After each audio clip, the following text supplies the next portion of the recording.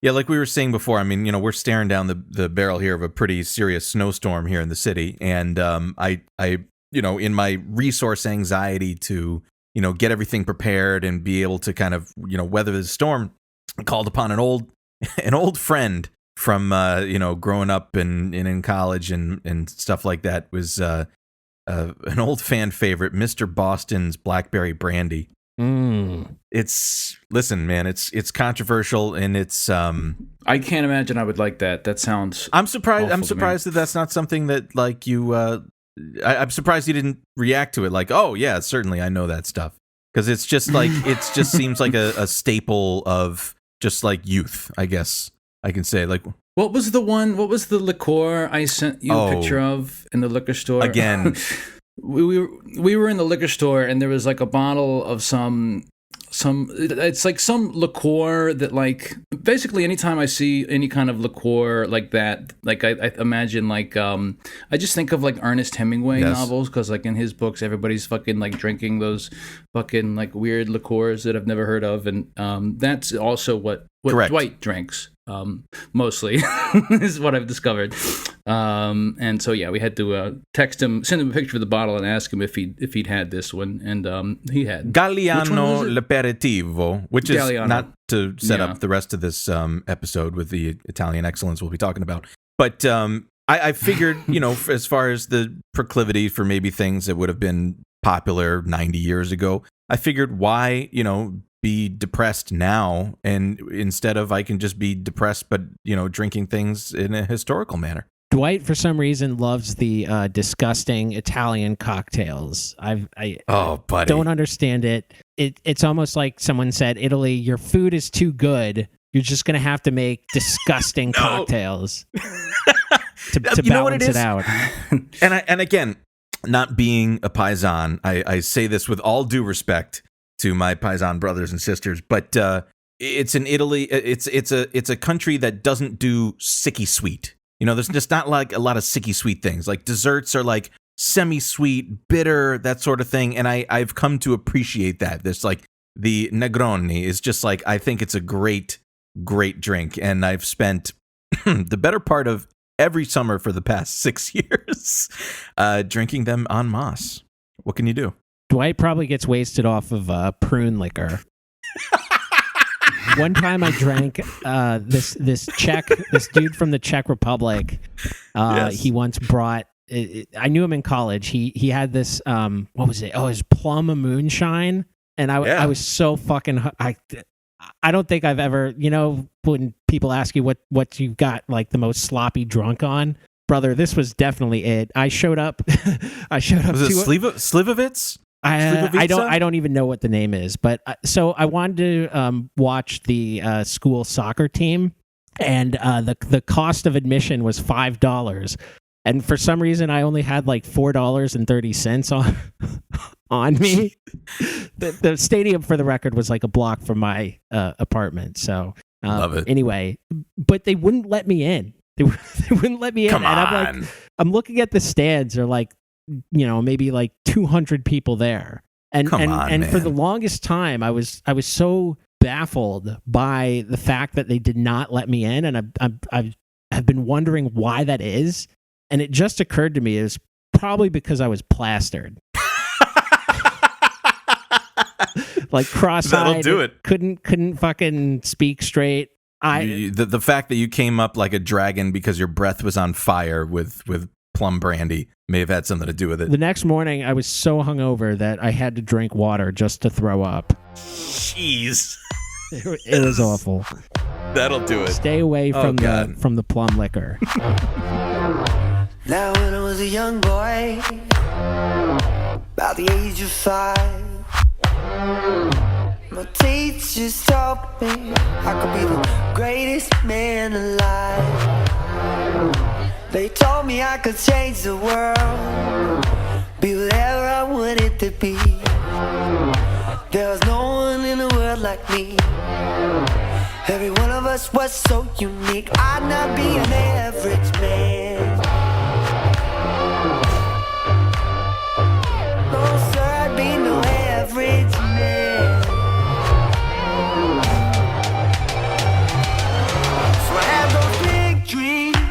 Welcome back, everyone, to Eat the Rich. This is a show about our political economy, late-stage capitalism, and the millionaires, billionaires, and multinational corporations hell-bent on staving off his death rattle. I'm Dwight, and today we have with us Chris. Hello. And welcoming back a fantastic friend of the show and everybody's fan favorite, Mr. Sam Knight from the District Sentinel. Sam, welcome. Always a pleasure. This is like a real a homecoming, like a solid in the lead all-time guest appearance on Eat the Rich. Now, it's got to be like, this has to be like the fifth time or something like that, I would imagine. Time flies when you're having fun, so I've lost count. You know it.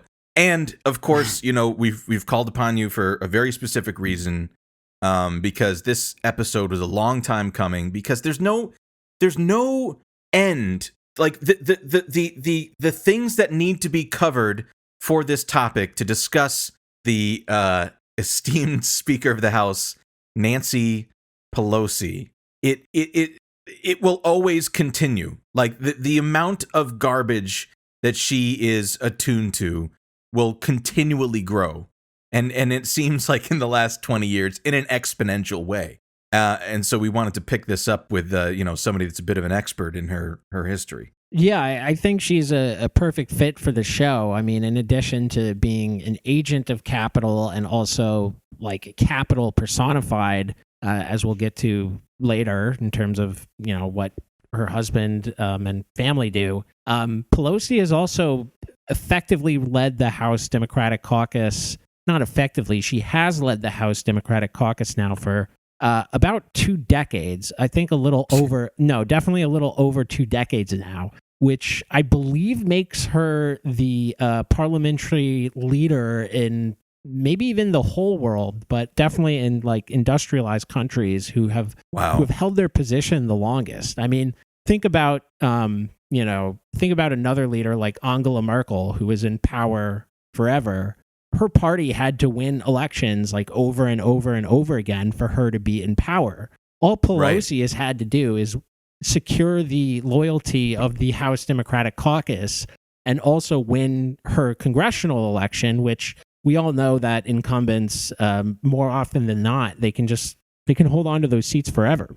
It's always just like funny to me to like think about, to run for Congress and to make it into Congress seems like such a Herculean effort. But then you look at like the amount of assholes that hold those seats, and Nancy Pelosi included. It's like it just, and again, I didn't think about that until you said it just now. Like to repeat that, term after term after term after term. It's just, I don't know. I know, like boomer dipshits will be like, well, we need term limits or whatever, and I'm like, okay, I get what you're saying, but like. For her, I'm just like, I don't know, man.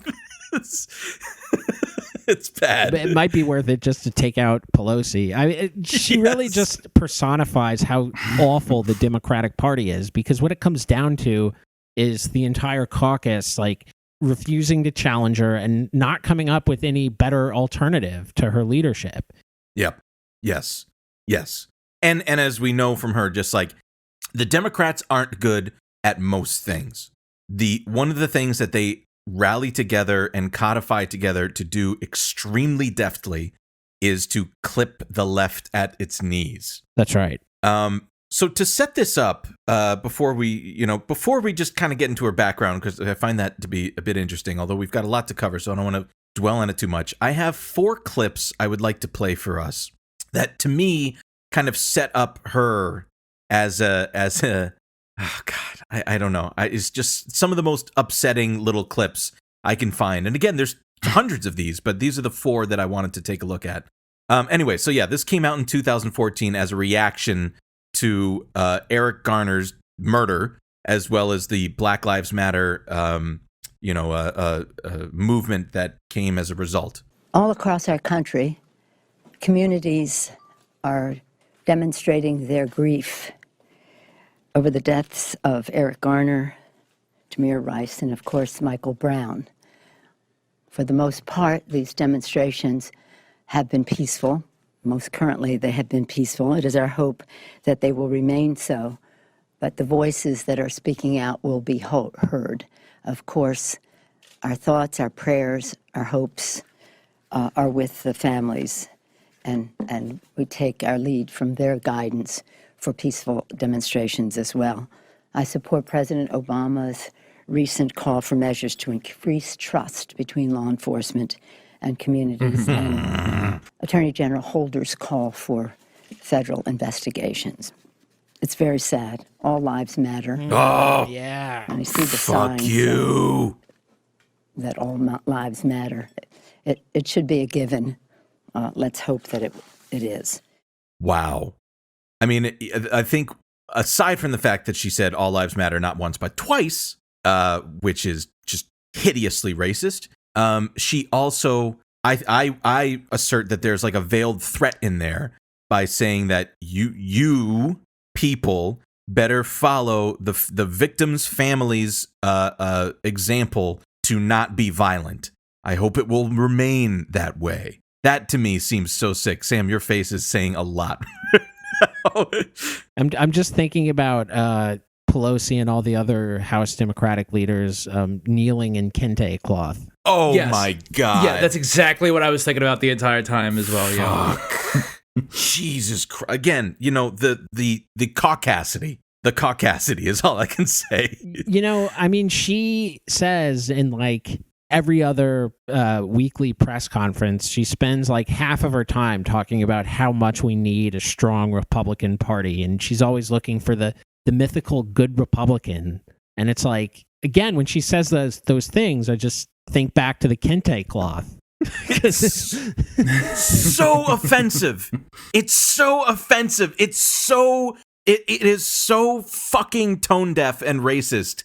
It's incredible to me. Again, and for those that aren't familiar, I mean, basically it was a stunt that, you know, Democratic leaders did. Chuck Schumer, where they knelt for, the 8 or 9 minutes that George Floyd was, you know, held under the knee of the officer that murdered him, and they took a knee while wearing kente cloths.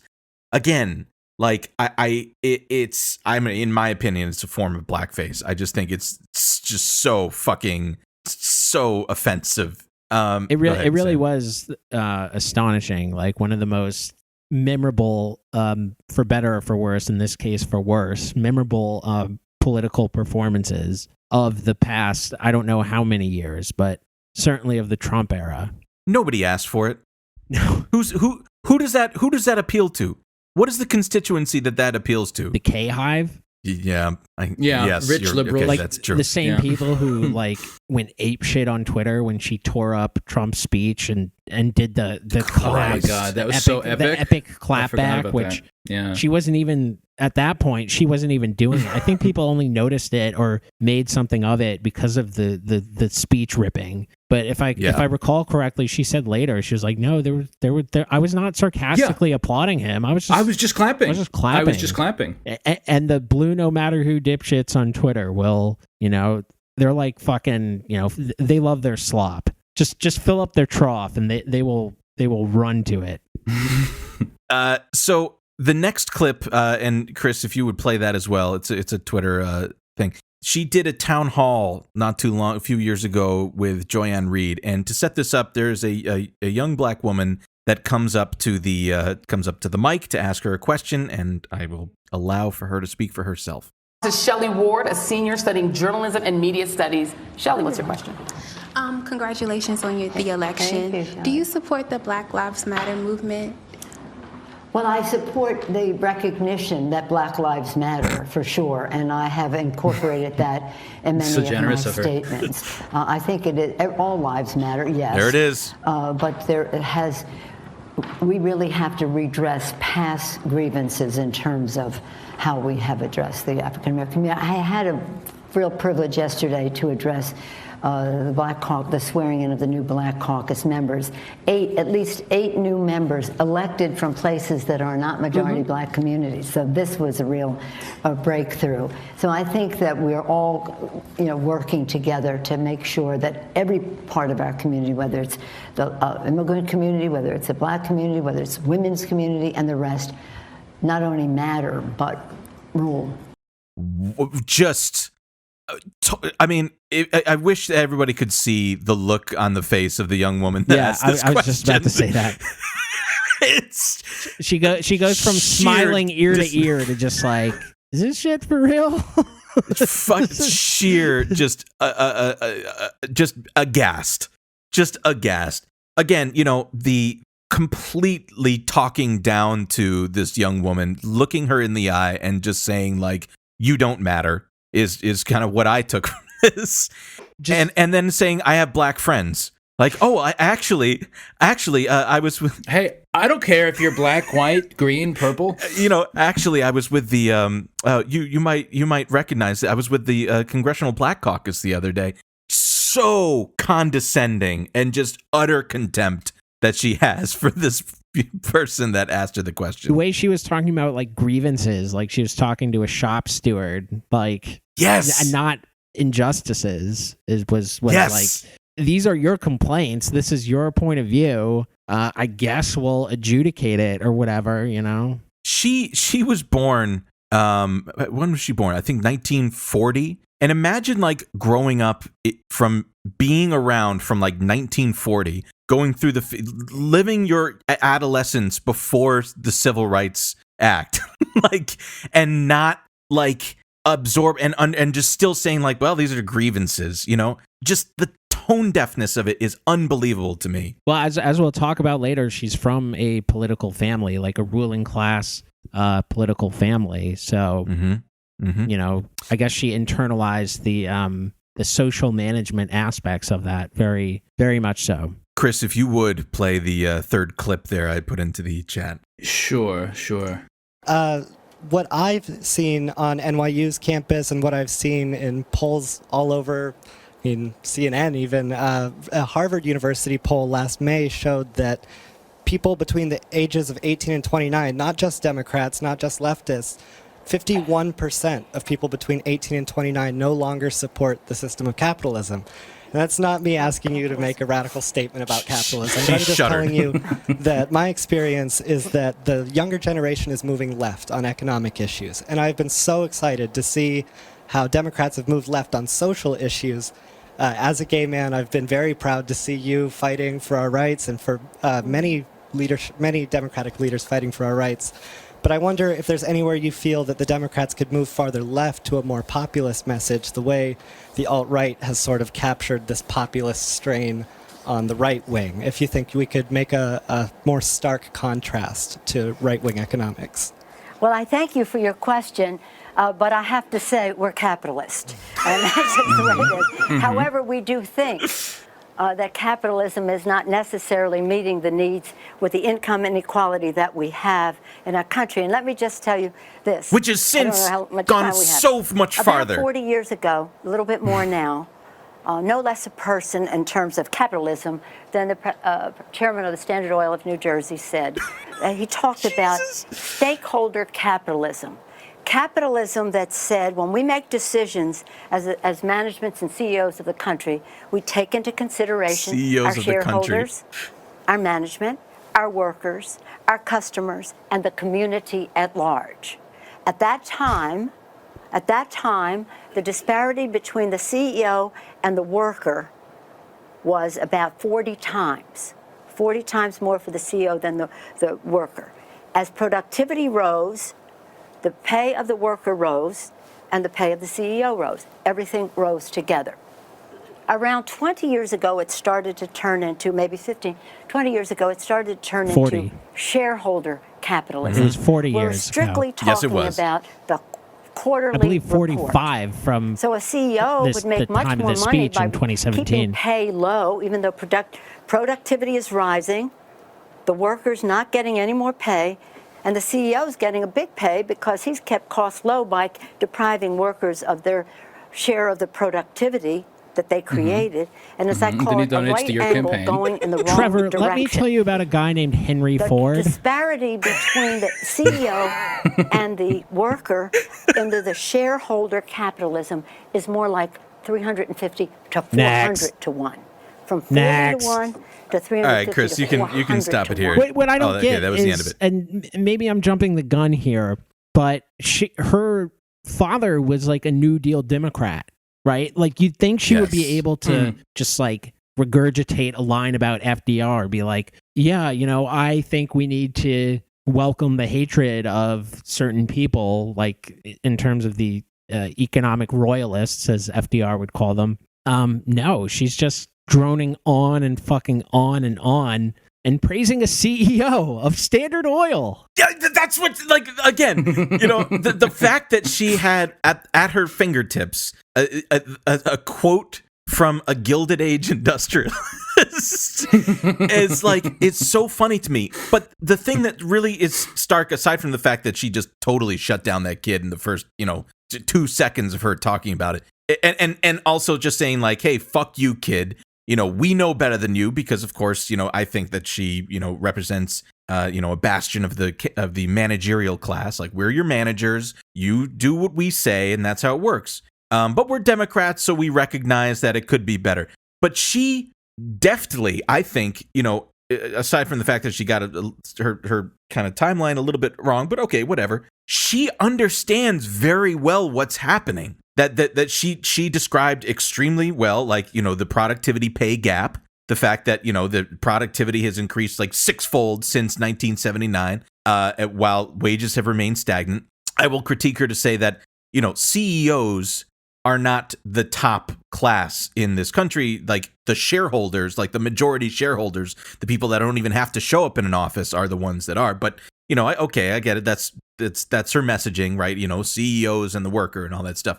But she knows this shit. And this was, when was this clip from? This clip was February from 2017. 2017. So since then, capitalists have increased their fucking their net worth by like 1.5 times.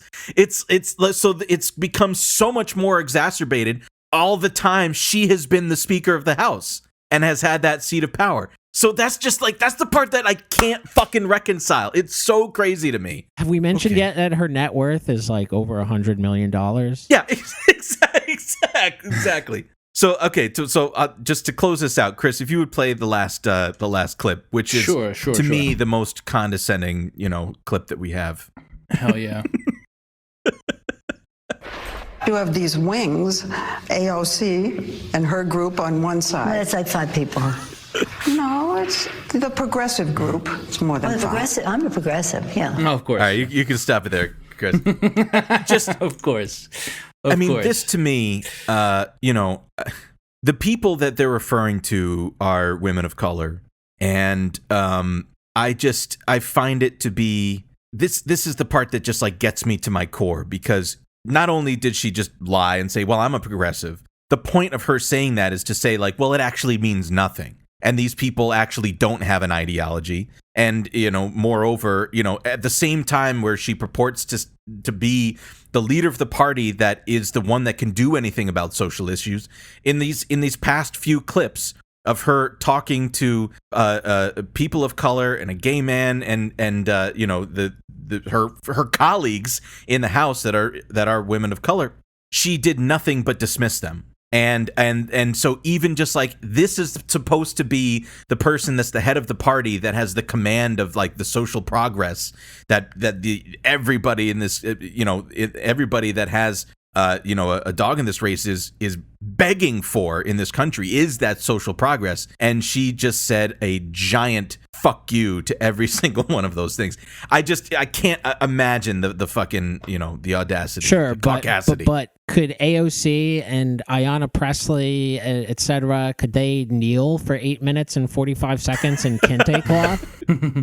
Fuck. That's a real question. I remember this debate going on in 2016 when, or maybe late 2015, in the 2016 primary, when Hillary Clinton was like, I'm progressive and all my supporters are progressive. And I think that was at least a very clarifying moment. And now you would find fewer people on the left who think that progressive actually means something, when like during the during the height of the Reagan Clinton eras, it's basically all one big era.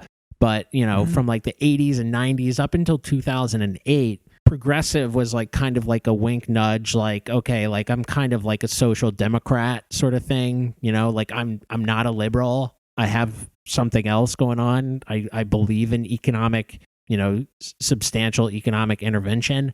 And at some point during the Obama era, that was just sort of subsumed by the liberal, neoliberal, whatever you want to call it, wing of the Democratic Party, which just sort of said, did the Oprah thing, like, you're progressive, everyone's progressive. Yep. And yeah, like I said, in 2016 with Bernie, it was very clarifying, and everyone's like, oh, progressive doesn't mean anything. We have to come out and say we're socialists, and we have to adhere to some sort of like socialist critique, some coherent socialist critique. So I don't know. In a way, it's good that someone like Nancy Pelosi says that I'm a progressive. Sure you are. Fine. Right. It again, it's just, it's co-opted to mean whatever they want it to. And it's purposely co-opted so that they can, clip it at its knees. Right. And it's also, and I think she may have even, at least I thought I heard this in one of the clips, but I may have been mistaken. Maybe I heard it because it's what's true and it's what I believe. But it's like basically, the Democratic Party is essentially, especially like she was talking about in the last 40 years, since all this sort of the things she was describing have happened. They've sort of divorced themselves of really any sort of ideology. Right? It's just sort of like it's just managing the economy. It's just managing the fucking ride, right? There's no sort of like big sort of ideas. There's no sort of like big social projects. It's just sort of fucking just managing technocracy. Yeah, exactly. Managing it and making sure that the fucking economy, doesn't tank and try to do that, but like, and maybe throw a bone, on some sort of social issues here every now and then. But there's no sort of ideology. There's no sort of like grand overarching idea or anything that they're striving for. They're just sort of managing. Yeah, I mean, they think they deserve like a huge pat on the back for not putting Social Security on the blockchain. So let me just very briefly, because we got a lot to get to. Let me just very briefly give her background here. So she's from Baltimore. She was born in 1940, and she was born into an Italian American family. Her mother. Hey, listen. Red flag. Big red flag. Her mother. I love this name. Red, white, and green flag. You mean? That's right. Her mother. I love this name. Annunziata. I really do love that name. Her mother was from Italy, in fact, and her father's parents were from Italy. Is that not a hard C? Is that not Annunciata? Or I don't know. And any paisans that are here can DM Shane. And DM Shane. Do a voice note and send it to him. So her family came from a very gentrified political family. Her father, Thomas, had been elected to the Maryland State House of Delegates. He ended up going into Congress, and then he was elected mayor of Baltimore. Now, and he served from 47 to 59, after which he actually worked for Kennedy. But I'm not sure if you can imagine what late 1940s and all of the 1950s would have been like to be a mayor in the city of Baltimore. But there is a clip that I heard in, I think, May of 2020 on NPR from Fresh Air from WHYY with Terry Gross. And it was about a book that had been written called Pelosi by an author named Molly Ball. And I listened to this whole, episode of Fresh Air, and there was one part of it that I found to be like mind-blowing, which I'm going to just read a transcript of it to you now. And this is the author Molly Ball talking to Terry Gross. And so she said her mother was responsible for a couple of the things in the household as sort of the brains of the political operation. One was the Women's Democratic Club that operated out of the basement, and they did a lot of the hard work that you're talking about, like pounding the pavement, doing the precincts, and make sure everything was in the right place. And then also the favor file, which is the other side of what you're talking about, the sort of constituent services operation, where there was this list that was maintained in the family's living room of all the things, all the favors people needed from, whether it was their mayor or their congressman. And so from the time that she was about 11, Nancy D'Alessandro was in charge of being in that living room and maintaining that favor file, telling people, answering the phone, and telling them where they could go if they needed to get into a city hospital, or needed help getting housing or any sort of government services. So she was a very active part of that operation from a pretty early age. And I think the point that you make about how hard work is important is because it is also very individual, right? This is politics at a very individual level where you get to know every single voter and you know what they care about and you know where they live and you're turning them out precinct by precinct, block by block. So I think that's really important to her sense of politics as well. And the reason I wanted to bring that up is that to me, I mean, like you said before, Sam, you know, her father was kind of like, you know, came from this New Deal Democrat sort of thing. But to me, this read as Nancy grew up in a household where politics was done with her and, you know, and by her as a proxy for her father being the bottleneck of getting things done. It was very transactional, is what I think. Very you're trying much to say. So. Corrupt is really what I want to say. Well, I mean, you know. Go ahead. It's you know, I don't know a lot about Big Tommy or whatever his name is, about his administration as mayor of Baltimore, but one would assume that being, you know, a man of his time, that some of the favors that he was doing and that the family was doing were actually like relatively okay in terms of, like, you know, working with union leaders and helping people find you know, hospital beds and things. That's just like, some of that's just good retail politics. But at some point, Pelosi sort of like moved up in class, and we can get to that. Right. I can get to that now. I can jump into that right now. Let's go. Let's do it.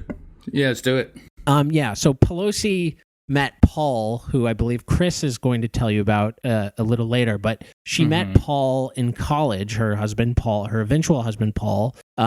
Pelosi was studying at Trinity College in Northeast DC, and she took a class at Georgetown about Africa, and that's where she met Paul.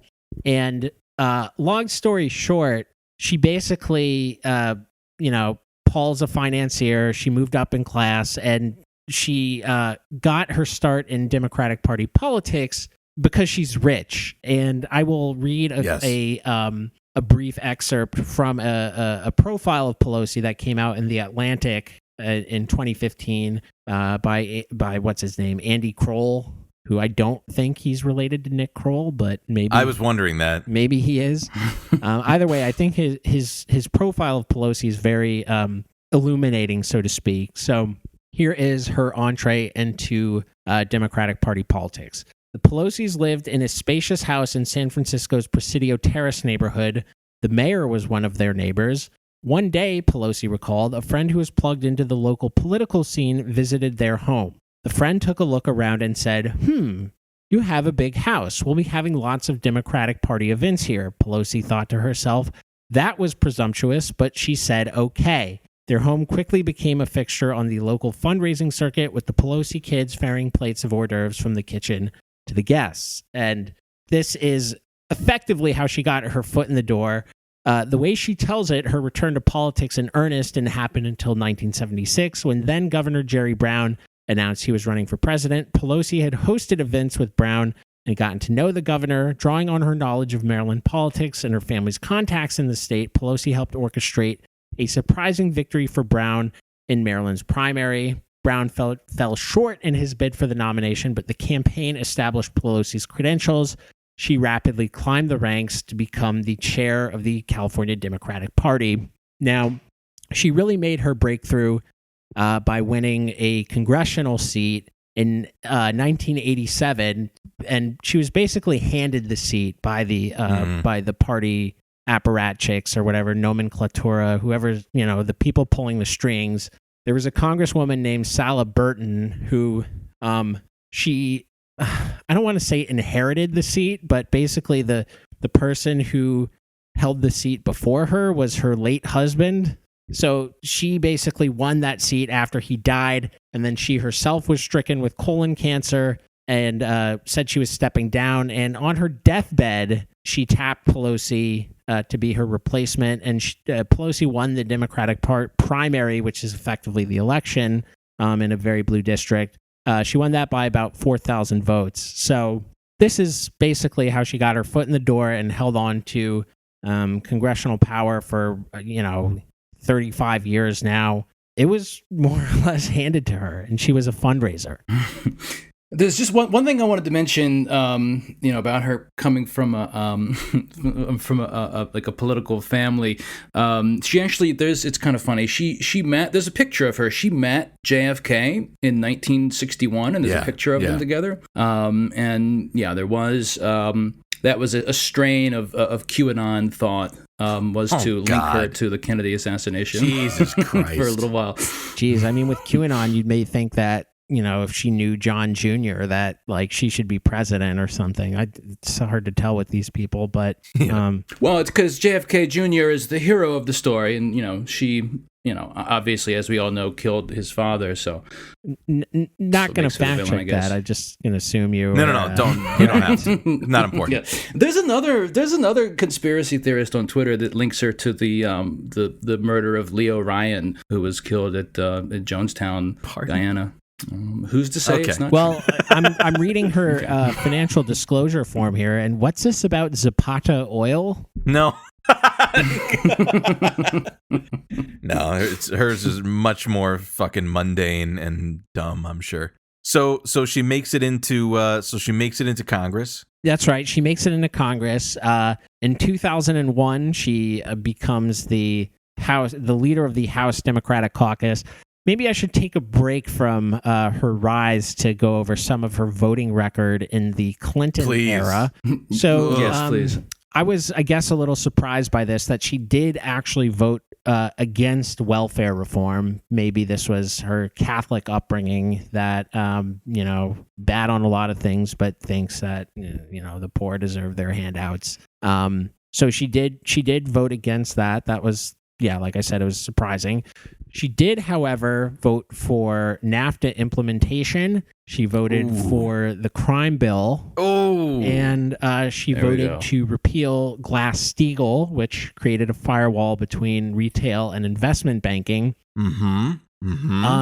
She also voted for the Commodity Futures Modernization Act, which basically allowed for over-the-counter derivatives, which were at the heart of the 2008 financial crisis. That vote, I guess, is a little more complex because it was one of those votes where basically only like 4 people voted against it. It was included, I believe it was included in some like omnibus legislation that everyone had their thumb in the pie. Right. Still not a great vote. And SIFMA, awful bill. I don't want to get too sidetracked, but it's funny because these quick explanation, these over-the-counter derivatives basically means, people are trading financial instruments without any sort of central clearing mechanism that can sort of flag one entity taking excessive risk. And it's just amazing that people say that cryptocurrency arose from the ashes of the 2008 financial crisis, and its benefits are a decentralized finance system, as if that isn't sort of what over-the-counter derivatives were. It was like completely decentralized and just, spread risk like a virus. And I don't know. I'm getting a little sidetracked here. I hate cryptocurrency dipshits so much. Yes, I also am on board with that. So it's, God, we're going to have to listen to this shit for so long. Anyway, go ahead. So I guess what her Clinton era record establishes is that she played ball with the Clintonites. She was, an enthusiastic shortstop or whatever. And so in 2001, she basically won the House Democratic Caucus leadership race against Steny Hoyer, who unfortunately is also still around. I guess that brings us to the Bush era. So she had some pretty good votes during the Bush era, and there is a story about how it is claimed that she knew about the torture program and tacitly supported it or supported it in private. It's a little unclear to what extent that's true. That might just be Republicans covering their own asses. She's not the only Democratic leader who said that she was misled about torture. The record, however, is a lot more clear on how she approached the issue of Iraq. both in the minority and in the majority, and I think it's pretty damning. It's pretty damning of her, of her leadership, but also speaks to something that Dwight, you said earlier about how she sort of like wants to kneecap the left, and like she wants to do just barely enough to know that, like, to try to co-opt the left. So in October 2002, when the authorization for the use of military force was coming through, she knew that it was bullshit. Like millions of people around the world, she knew that Bush and his cronies were lying about the justification for war in Iraq. Some people now say, "Oh, well, we were lied to, and we were the victims here." It's like, no, that's ridiculous. I was a 15-year-old kid at the time. I knew they were lying. Yes. So did a lot of other teenagers. So Pelosi not only establishes that they were publicly lying, she establishes that, she was basically the leader of the Democrats on the Intelligence Committee. So she was privy to their lies behind closed doors with classified information, in addition to all the lies in public. So she gave the statement, quote, "As the ranking Democrat on the House Select Committee on Intelligence, I have seen no evidence or intelligence that suggests that Iraq indeed poses an imminent threat to our nation. If the administration has that information, they have not shared it with the Congress." So she is basically like, in saying this, like she could be a witness at a Bush impeachment trial, right? Like she was one of the people that was lied to, that had access to everything, the whole kit and caboodle.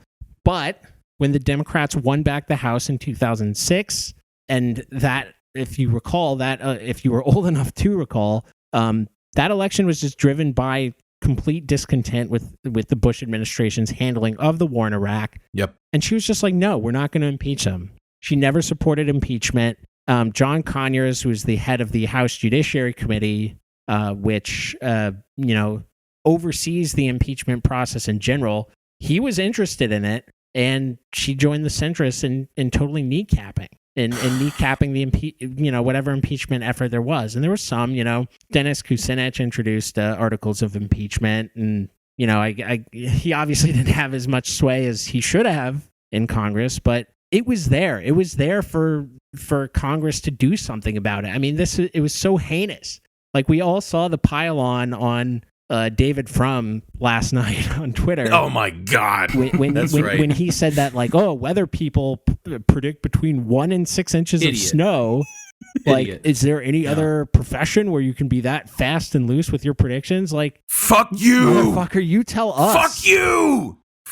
Again, but Sam, with Pelosi watching live and being on the inside of one of the most, like you said, heinous, like, human rights disasters in modern history, and then being in a position of power to do something about it, to, like, move towards some sort of justice. Not that you can bring back the million lives that have been lost as a result of that decision making, and then not do it at the 11th hour. It shows to me complete and total moral bankruptcy. It makes me sick to my fucking stomach. So Pelosi was actually primaried in 2008 by Cindy Sheehan, who, if you recall, was an anti-war activist because her son joined the army and was killed in Iraq. Yes. And she primaried Pelosi.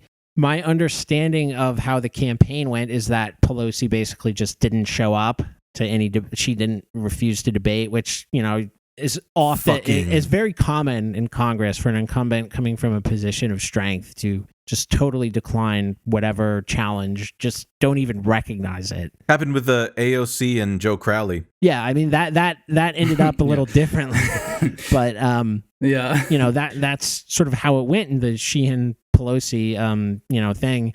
Pelosi represents one of the richer congressional districts in the country, so it doesn't really surprise me that she wins year in and year out with very little serious challenge, because that's just unfortunately the district has full of people that benefits from the sort of rentier neoliberalism that Pelosi loves. Yes. What a fucking disaster. So before we move on to the Obama era, I want to play a clip quickly from 2008, which I think really speaks to the larger consequences of Nancy Pelosi refusing to try to hold the Bush administration accountable for Iraq. So, Chris, why don't you take it away? She's a very impressive person. I like her a lot. It just seemed like she was going to really look to impeach Bush and get him out of office, which personally I think would have been a wonderful thing. Wow. Yeah.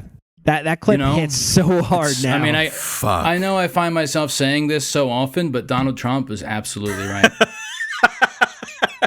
That's right. It sucks. It sucks when he says something that you're like, oh, shit. Like, outflanked on the left by Donald Trump.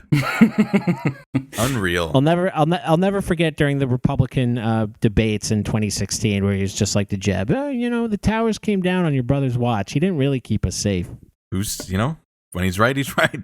So let's move on to the Obama era. Although there's a little coda to that, which is the financial crisis. Obviously, the bailout packages passed while Pelosi was Speaker of the House. She encouraged everyone to support it. And, Obama was also whipping votes for it while he was on the campaign trail. So it's unclear, to what extent she was the driving factor there in it passing. I mean, a lot of Democrats did vote for it. And you might recall there were 2 votes. One of them failed, but that had nothing to do with Pelosi because it was mostly Republicans who sank that one. So she ushered through the bailout bill. You might also recall during the Obama era there was labor reform that was supposed to roll back Taft-Hartley, the draconian pro-management amendments that were passed to the original National Labor Relations Act of 1935, and it was called the Employee Free Choice Act, which basically would have completely undermined so much union busting and codified a card check into law, which obviates the need for these ridiculous rigged elections that allow management to do things like captive audience meetings, etc. A majority of House members supported EFCA. They were co-sponsors. There were even a few Republicans on board. Pelosi refused to hold a vote on it. She didn't want to put pressure on the Senate Democrats, who did not support EFCA, which is just ridiculous. Even if it doesn't pass the Senate, why is there no vote held on this shit? Yeah, just show, if for no other reason, just show messaging to your constituents to be this is what we're trying to do, but these fucking conservatives or whatever are holding us back. Oh yeah, another thing on the bailout, on the Wall Street bailout in 2008. One thing she said to support it is, quote, "We must win it for Mr. and Mrs. Jones on Main Street." Yeah, those Mr. and Mrs. Jones that I can relate to. Yeah. So maybe I should skip ahead because we're on the subject of financial regulation. I'll skip ahead to 2014. The reason that things are coming up in 2014 is that there was a rule that was passed under Dodd-Frank in 2010, which was supposed to take effect in 2014. Basically, the rule would have forced banks to sell a lot of their derivatives because it basically said that you can't hold these speculative derivatives if they're tied up with assets that are insured by the federal government, basically retail deposits insured by the FDIC. So this rule, and I should just explain too, for those that don't know, the derivatives, that's the gambling part of banking, these financial derivatives that are just made up to be explicitly risky or gambling wise. Right. And so basically before this rule was supposed to take effect, Wall Street just went into overdrive lobbying for this to not take effect. Jamie Dimon, the CEO of JP Morgan, he was personally calling lawmakers saying, do not, or to vote for the repeal of this rule. He was whipping votes like crazy. Pelosi, to her credit, was opposed to, she was opposed to this rule being repealed and fought the White House. The Obama White House, of course, was for it. I mean, they kind of half-heartedly said like, oh, we don't really, we're not crazy about this, but we need a government funding bill passed. Of course, that's how they passed this rule. This is they tied it to a quote-unquote must-pass government funding bill. But eventually Pelosi gave up. She gave up, according to the New York Times, quote, Miss Pelosi ultimately gave her members the freedom to vote how they wanted. She said, I'm giving you the leverage to do what you have to do. We have enough votes to show them never to do this again. Spoiler alert, they did this again. Again, like, for her to, like, in the same thing that I was thinking about in the clip that we heard earlier, like, she has a good command of the understanding of how these things work. Yes, and just briefly, I want to toss it back to that profile in the Atlantic in 2015, because there's a very revealing quote there from by then an ex, or I guess he was still in power at the time. He still represented a district in California at the time, a congressman named Sam Farr. Basically, he was praising her leadership style, saying, quote, when you say, I'm sorry, I can't be with you this time, she'll say, quote, this is a very important vote. You can be with us. She'll know the numbers, what you got elected by, what your fundraising capabilities are. Wow. Yeah, basically this profile goes on, explains from that quote and others that she is very much attuned to the campaign finance numbers and will tie it to very specific issues. I actually lied. I'm going to expand on this a little. There's another quote from the profile. Numerous colleagues told me that she is the best vote counter they've seen. She is also a first-rate fundraiser. According to her office, she attended 750 fundraising and campaign events in 115 cities in 2013 and 2014, raising an eye-popping $101 million for congressional Democrats and the DCCC, the Democratic Congressional Campaign Committee, all of which makes her in many ways uniquely suited to a time in which money rules politics. I don't think she's going anywhere anytime soon, the source close to Pelosi told me. She is the only one who can raise the amount of money needed to compete in this era of virtually no campaign finance regulations. We had to burn the village in order to save it. Jesus Christ. So that last bit about the village, that wasn't in the profile. I added that in. So okay, got it. That's a Vietnam era quote. They bombed the village is what I think the actual unbelievable. Unbelievable. So yeah, I mean, tying these excerpts into how she approached the swaps push out repeal and how she was just sort of like, just vote however you want. I don't really give a shit. She voted no, for the record. The repeal did not pass by many votes, and she could have held it up. She could have whipped the votes. She could have embarrassed the Obama administration. She could have embarrassed Jamie Dimon. She could have taken a stand and been like, no, I'm fighting you on this. She didn't. It's a choice. It's a choice. And when you hold that seat of power, then you get to have that choice. Yeah. And by the way, some Democrats were pissed about this. Elizabeth Warren and Elijah Cummings, the late Elijah Cummings, they did a study about a year after the bill was passed, and they found that, the push-out repeal, as it was called, it helped banks keep $10 trillion with a T, $10 trillion in derivatives on their books. Unbelievable. It's so fucking corrupt. That's so fucking corrupt to me. So I think that I have basically, there is an Obama era bill, but I don't think called the Jobs Act, which really pisses me off and sort of flew under the radar.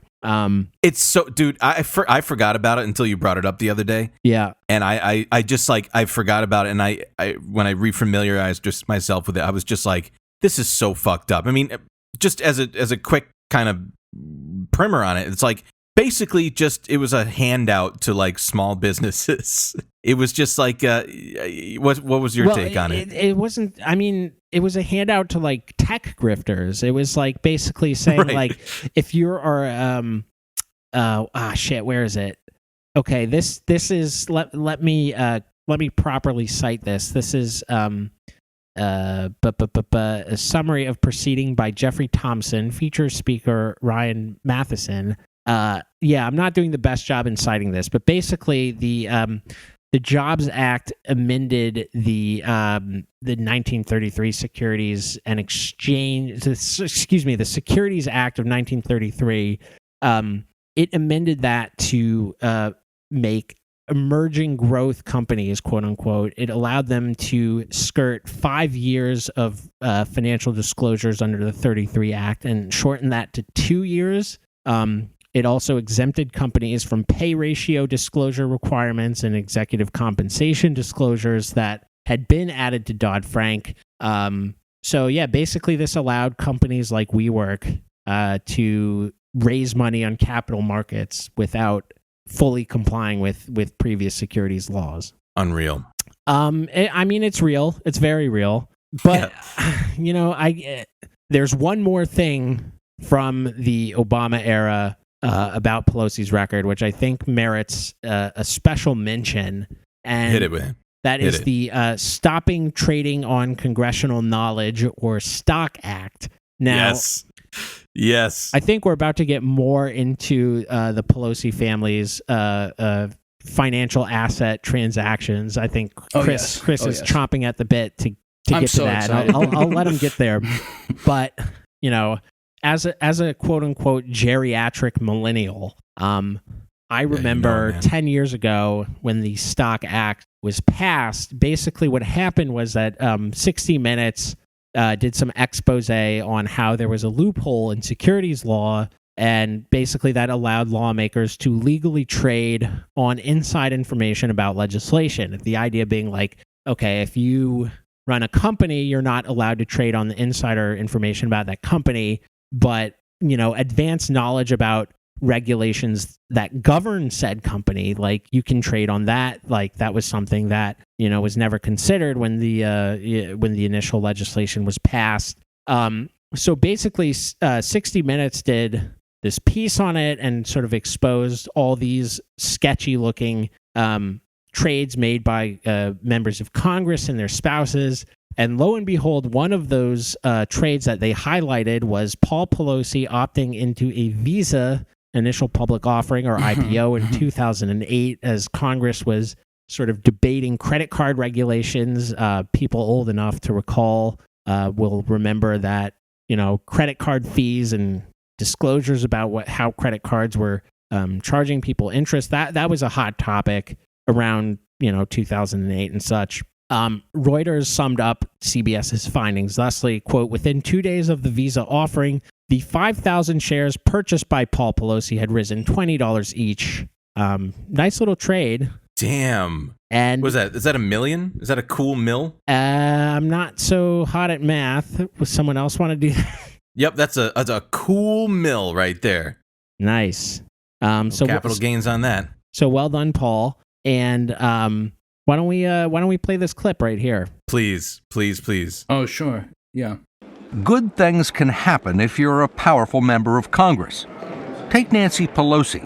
While Speaker of the House, she and her husband were offered and accepted an insider's opportunity to invest in a credit card company, just as tough legislation affecting the industry was making its way through the House. Did you consider that to be a conflict of interest?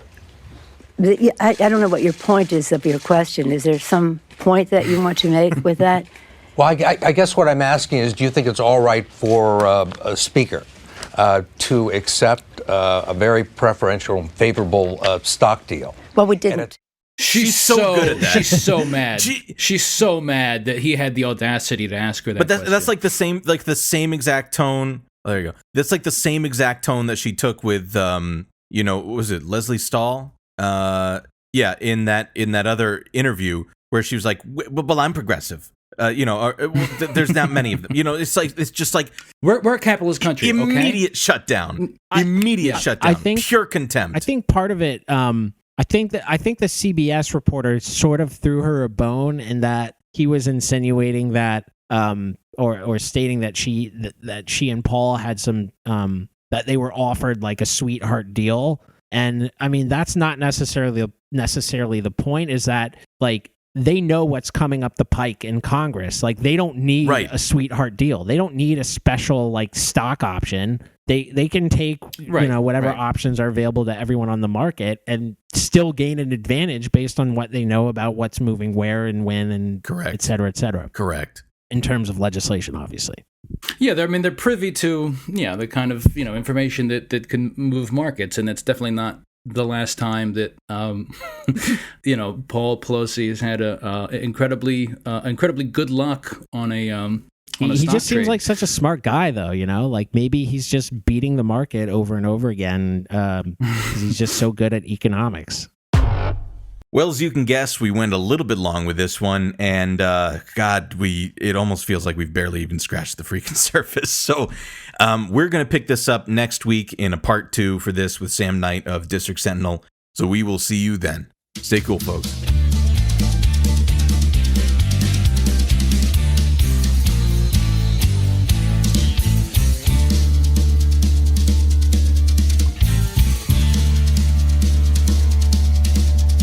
Pelosi went up to D.C. She was looking for a vote to steal. She was in a bind. She was way behind because she hadn't read the art of the deal.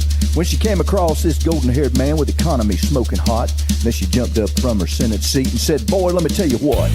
You may not know it, but I can spin a yarn or two. If you care to take a dare, I'll make a bet with you. Well, I see you're learning politics, but give the devil her due.